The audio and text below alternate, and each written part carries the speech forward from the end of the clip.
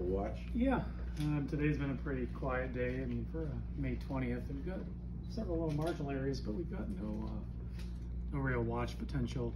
Even the storms in like Alabama and Mississippi, they've been struggling today. So actually, I haven't had any warnings yet today either. So I guess it may be a quiet day, although storms are just getting going in the west. So I guess I can drop a fake watch in one of our severe areas, or I could draw it over Illinois. She said you'd do that. Okay, so I'll do Illinois then.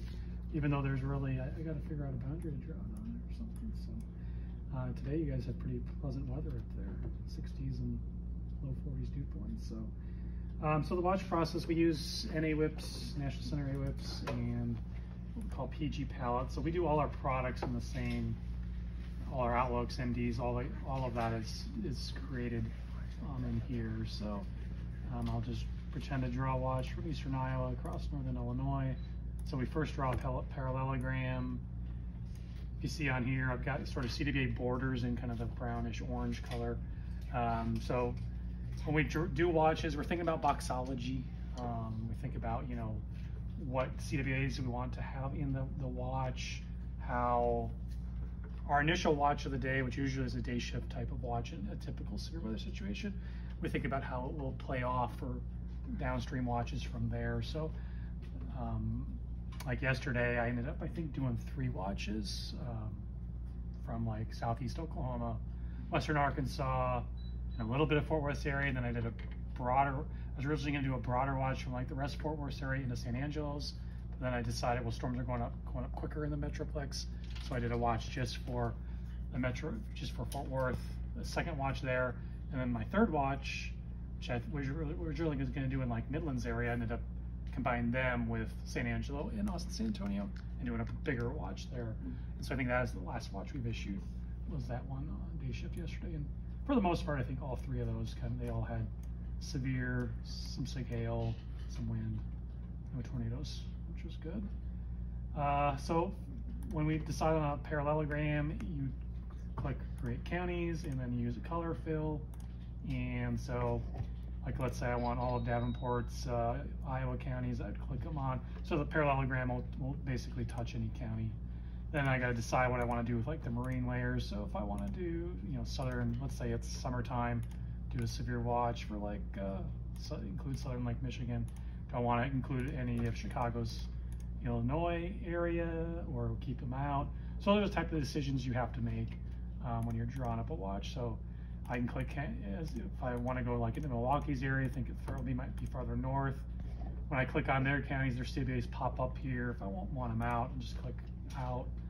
So that's kind of the gist of a watch, drawing it up. And then, you know, as we kind of do our first guess watch, I'll draw it up, overlay it over like the HREF, UH fields, wind probs, different instability probs from like the NAM or the RAP, maybe the latest HER guidance, RFS, and kind of try to figure out, okay, every county that wants to try to figure out, you know, when's the threat going to hit every county? Where's our most certain area? Where's our least certain area?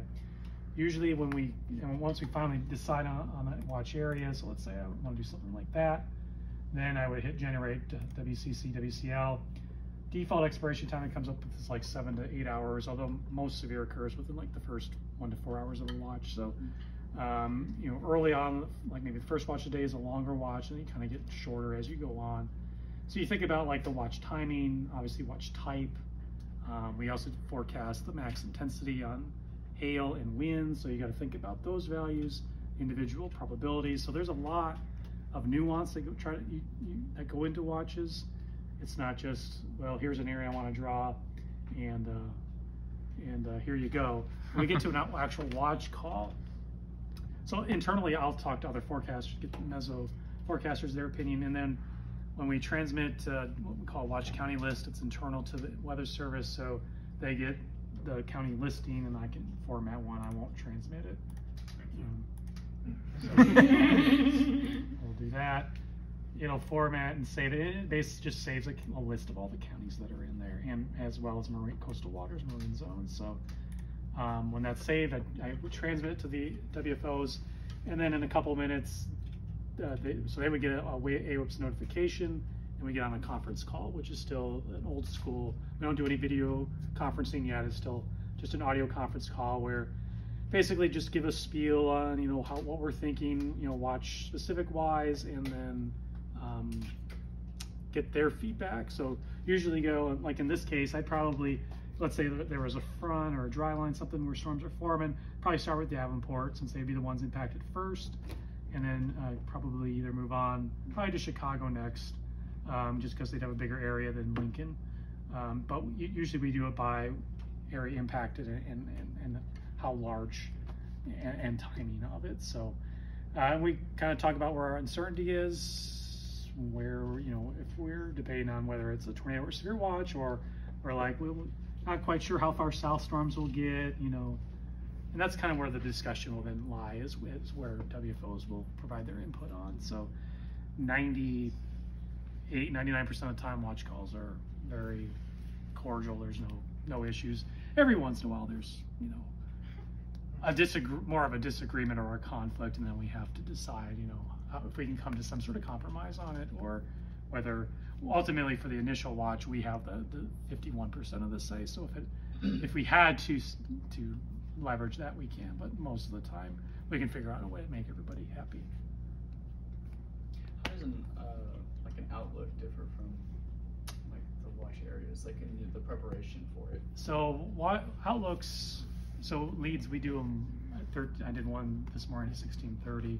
We spend more time on that because you spend multiple hours trying to do a single outlook, whereas watch, you know, I may drop a watch like right after I do the outlook at like lunchtime, around midday, but it may be something where we expect storms to kind of form towards the end of shift. So I'll have a couple hours to kind of play around with it, but we probably spend more time per overall time on a single outlook, just because it's nationwide versus a single watch. But you are thinking about the boxology for the entire day. So for outlooks, you know, we're doing sort of the probability and to the categorical risk of what we expect a certain day to be, and obviously we still have the same tornado, wind, and hail forecast. So those outlook probabilities, they do provide a first guess for our watch probabilities, so we do have some consistency.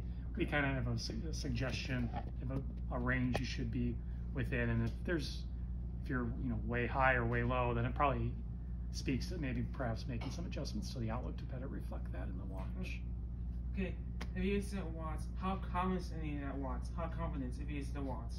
How confident are you? So confidence in a watch, as far as the watch probabilities, that's where we can express our confidence. So we can go, if we think that, you know, the sector, like let's say we have a 5 tor out in the outlook, but we think, you know, really there could be a significant tornado in this.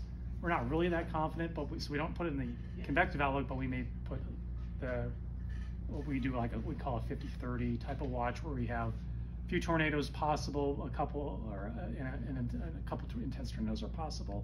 Other times we will do, you know, it may be a situation where usually there is a good deal of consistency between what is going to be in the outlook and what you're going to see in watches. But sometimes people will be more confident in doing you know, let's say the wind threat looks like, oh yeah, it's being realized, and we're more uncertain in the outlook phase. When we get to the watch phase, we may be more confident to go higher probabilities.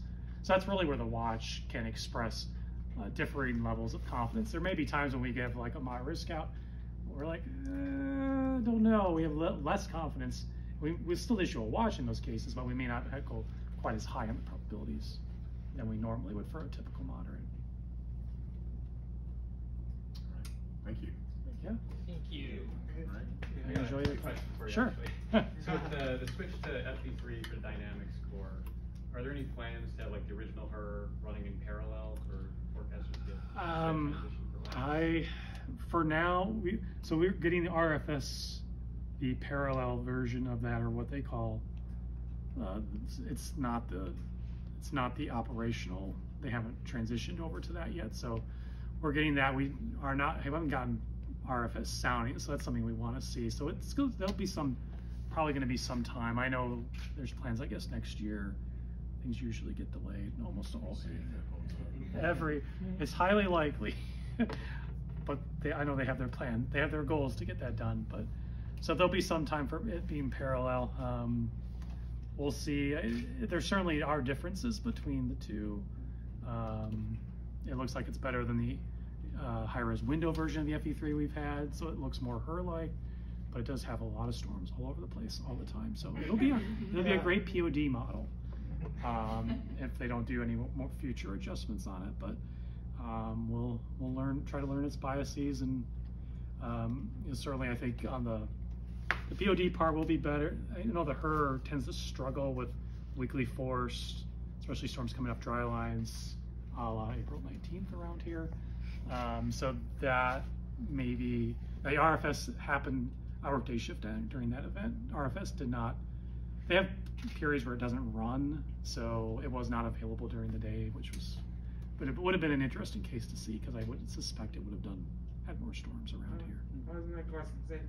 So basically, when you see the outlook, do you rely on the models or you don't? Even though there's like high uncertainty in the future, high uncertainty, each model disagree on each data, it disagrees. How do you rely on the SPR when you use the outlooks? So for outlooks, we do, models are probably, I mean, anything day 2 and beyond is very model driven. We can kind of get into early day 2 period with more observations. Day 1 is sort of a mix of all of it. So it starts with like, I think up through 1630Z.